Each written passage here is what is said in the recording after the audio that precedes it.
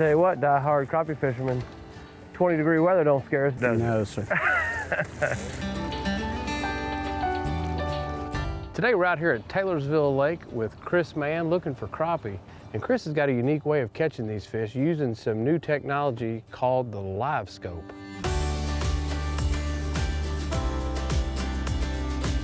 You'll get addicted to watching this thing. It's literally like watching yourself on a video game catch fish. I mean, it's crazy. So you'll see with that 1/4 ounce head, the heavier weight will get us down there quicker, and that'll be super important when we're doing this. So today we'll be using crappie magnet slab bites. We've got them loaded in our little pins, and hopefully be ready to go.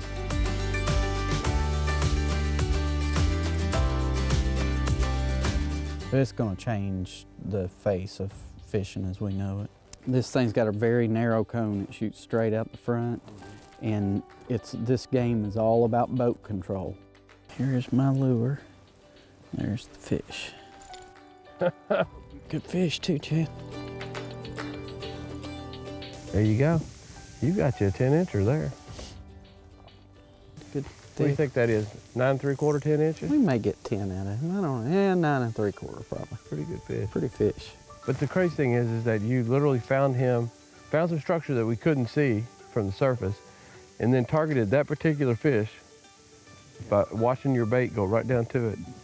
Targeted that fish and caught that fish. That was really cool. That was cool, man. Look at that. Sat right there and cast it out and moved that bait for about 4 or 5 feet away and caught the one fish that we were sitting there watching on the graph. 10 1/2, 10 3/4. This is a keeper crappie, pretty crappie. You can tell this one maybe hauling eggs. It's right about that time of year that they start producing some eggs. We're gonna turn it loose.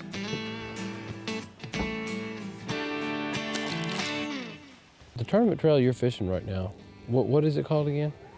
We fished the Crappie USA tournament trail. Okay. And I started out watching Kentucky Afield when I was a child, and I know the majority of fishermen that are watching Kentucky Afield will never fish a tournament.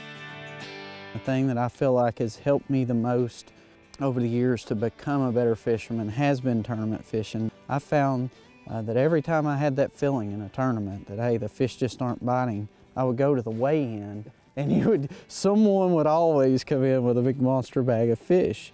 There are fish to be caught just about on any body of water on any given day. You just have to learn what makes them bite. You got your good one? Sorry. I believe I stole your fish, Chad. That's a good one. That's the best fish we've had today. Kris, that's a really nice fish right there. What do you think that one there is? I'd say that fish right there will go about 12 1/4. I was gonna say, it's over 12 inches, I bet, yeah. That's a good one. I tell you what, this one of those systems, if I tell my wife I'll be home at 5 o'clock, this thing can get me in trouble. Yeah. Because you gotta be home at 5 means you need to be putting the boat on the trailer maybe at 4. And at about 4 o'clock, you see this big, massive fish down there, and you start fishing for it. And then right about the time you give up on him or catch that fish, you look over and you see another big fish. You're like, well, I got to go after that. And then you know it's dark, and you're like, huh. Look at that big one. He's coming up after it, that big. That's a good fish right there, Chad. That's a dandy. Broke my line. Oh, he might still be on there. There's my line right there. Get it. Check this out. Too cool for school. I'm throwing like 2 or 3 pound ice line, and it stretches a little bit. And so I kept tightening my drag down a little bit, Well, I finally tightened it down too much. Eat it. He did too. That's what makes this really exciting. Is you sit right there and watch that bait move in there close to that fish. It's like, okay, I'm on it. It's ready. And I saw the fish turn, and bam, sure enough, it did. And with that, it's a 10-inch crappie. Like I said, we've caught enough of these today that we know we could fill our limit up, and using this technology, we've been able to stay on bites all day. So Kris, the last time you and I were out, it was a couple years ago. We were fishing on Green River and we were just vertically jigging. I think it was the same lure.